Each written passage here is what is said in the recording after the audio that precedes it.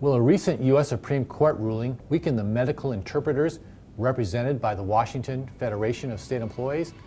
Just days after the ruling, the interpreters bargained a new agreement and continue to encourage non-members to participate in a movement that saved our state millions of dollars while providing quality language access services to patients and doctors. What will happen to our clients if we're not there for them? They won't be able to communicate with the providers, with the medical providers, with the social workers. It could end up having catastrophic effects because people can die. Our union has fought to keep and raise standards for interpreters, offering now continuing education credits. And if the standards fall, that is going to impact the people that you're saying you wish to serve. So it is important that we keep up with the professionalism, with the education, and that's what the union is striving for. Before that, we didn't have that.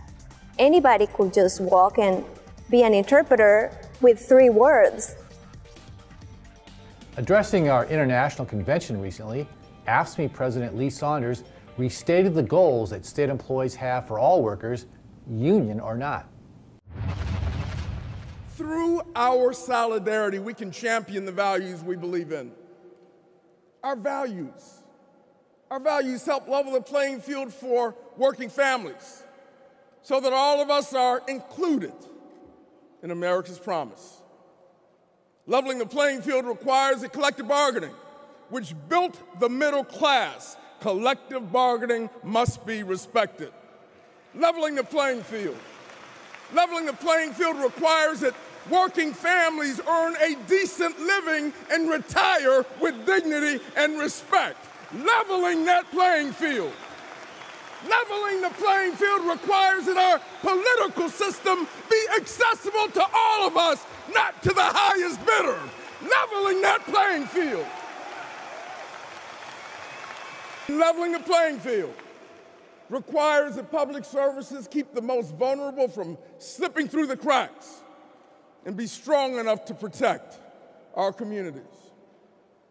You know, once upon a time, nobody was a better advocate for these values and for the rights of all workers than the American labor movement. Even non-union workers understood that the stronger we were, the better off they were. But you know what? Got to be honest with one another. We stopped making our case. We mistakenly believed that the rights we won could never be lost. Today, we must regain our passion because we're the last line of defense for working families across this country. The forces against us know that we are the only barrier standing between them and their plan to reshape and remake America. They want more power. They want more wealth at the expense of the rest of us who are working hard. But sisters and brothers, we will protect public services. We will protect retirement security. We will protect our rights. We will protect our union, and we will protect our nation. A recent Day on Olympia called Preparedness Day, where we highlight just 3 of the many state services that we depend on, but maybe don't think about. Services you may not be aware of. We offer everything that a normal community service office would. So we do applications, eligibility reviews, and 6-month reports for food assistance, age-blind and disabled, as well as temporary assistance for needy families. We also do Social Security-related medical assistance. We go out into the communities that don't have offices nearby and help serve those that have barriers such as no telephone or transportation, or those that may be uncomfortable going into a local office. Distances can be a huge barrier for these folks. These trucks are funded in part by the Bill and Melinda Gates Foundation, and the rest are federal funds. We have 2 teams, one on each side of the state with their own 40-foot truck. And we have approximately 3 events a week that we go to include veteran stand downs and homeless connects. Both trucks are on standby for any emergency that might arise, such as the Darrington OSO. We went up there for 1 week to try and help those that were in need that might have lost their benefits. There was the Keller fire, as well as the White Salmon fire. And when we had the ice storm in February the year before last, we were in Yelm and Rochester. So we are fully equipped and ready to go out and help those in need that are going through disasters. So what we do primarily is make the roadways safer for the public. And to do that, we want to try to get impaired drivers off the roads, prevent them from getting on the road, but if they do make that decision to get on the road, we want to remove them as quickly as possible so to lessen the danger to the public. Because an impaired driver is somebody that's going to end up killing you or your family, and we don't want to have that happen. We want to prevent that tragedy from occurring. So we have a variety of tactics we use to remove impaired drivers from the road. High visibility campaigns, such as utilizing our mobile impaired driving unit that has a big message on the side telling people to not engage in that activity, as well as the interior processing area that officers can drop off a DUI so that we can process it for them so they can get back out on the road and identify another impaired driver to make it that much safer for the public.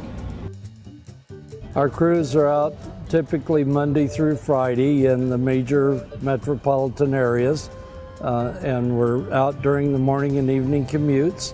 We're always looking for anything that might slow your traffic or disrupt your commute, like blocking collisions, debris, disabled vehicles, just about anything that could slow your morning or evening commutes, and working with the patrol in a lot of ways to clean up the roadways and get the roads open again when something's been blocking.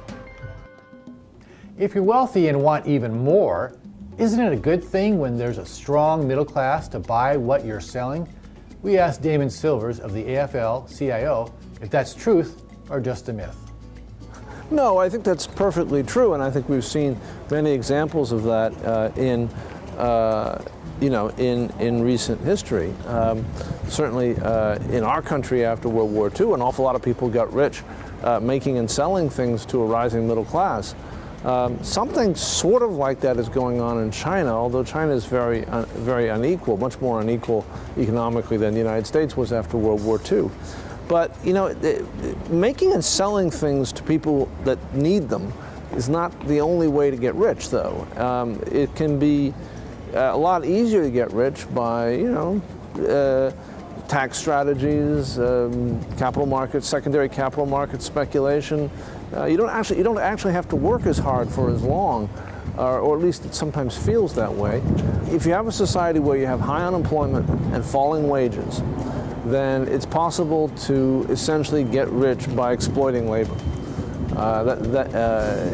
It pushes up profit rates for a little while, but the strategy is short-sighted. In the end, you lose your customers and you lose your sales. And then what happens, of course, is that in a vain effort to try to keep customers and sales in the stores and buying from companies like Amazon and Apple and so forth, you see the temptation to try to keep demand alive through financial bubbles.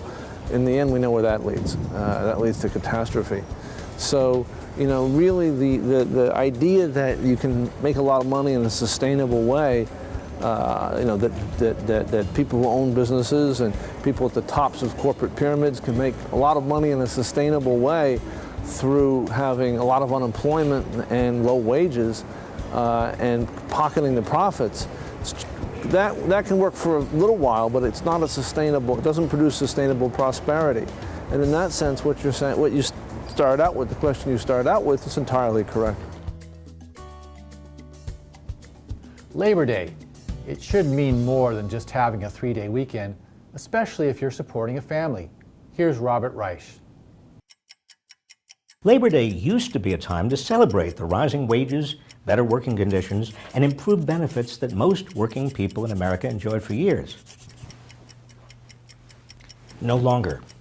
Although jobs are coming back, Most of them pay lower wages than the jobs we lost in the Great Recession. So while we're celebrating our nation's legacy of giving workers a fair share this Labor Day, let's also commit ourselves to mobilizing and organizing for better jobs and better wages. What's needed in particular? 6 things. First, a living wage. Nobody can live on today's minimum wage of $7.25 an hour. And yet the typical low-wage worker is an adult bringing in almost half their family's earnings. If we had the same minimum wage we had more than 4 decades ago, and it had kept up with inflation, today's minimum would be well over $10 an hour. Second, we need a larger earned income tax credit, which is a wage subsidy for low-wage workers. We're subsidizing Wall Street and giving special tax breaks to hedge fund and private equity managers who earn more in a day than most Americans earn all year. They don't need any special breaks. Average workers need a break. Third, we must have universal affordable child care, so low-wage workers don't have to pay a large portion of their earnings to other low-wage workers who look after their kids. Fourth, good schools and access to college or advanced technical skills, so every American can move up. Fifth, universal affordable health insurance. Obamacare is an important step, but it still leaves 20 million Americans without coverage. Sixth and finally, we need the right to form a union without being sacked for trying. Low-wage workers need a voice, and they need bargaining power. That's why fast food workers have been striking, why Walmart workers need to be heard, why low-wage workers across America are trying to organize and mobilize. They need your support. None of these changes will happen overnight, but if we put our shared people power to work, we can make progress. As a first step, I've started a petition to the CEOs of McDonald's and Walmart, who each make many millions of dollars a year, asking them to start making work pay for their employees. I hope you'll sign. Here are highlights of August labor history. A few dates of labor history with comment. On August 3rd, 1981, President Ronald Reagan, a former union president, fired about 11,000 members of the Air Traffic Controllers Union, leaving the airways over the United States in a direly unsafe condition. It destroyed the union, too. It has been reorganized as the National Air Traffic Controllers Association. On August 14th, 1935, the Social Security Act went into effect. If we put the rest of the population under the Social Security Act, we'd have instant universal health care. If we eliminated the cap on what people pay for Social Security, which is capped at $117,000 presently, it would solve most or all of the so-called financial problems. August 16th, 1963 is the anniversary of Martin Luther King Jr.'s I Have a Dream speech.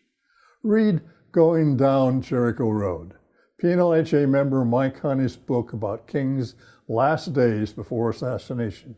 Mike's the only academic author to ever make me cry. This has been Our View, brought to you by the members of the Washington Federation of State Employees. We remind you, when you accept a paycheck for your hard work, you don't give up your rights. We'll see you next month. Thanks for watching.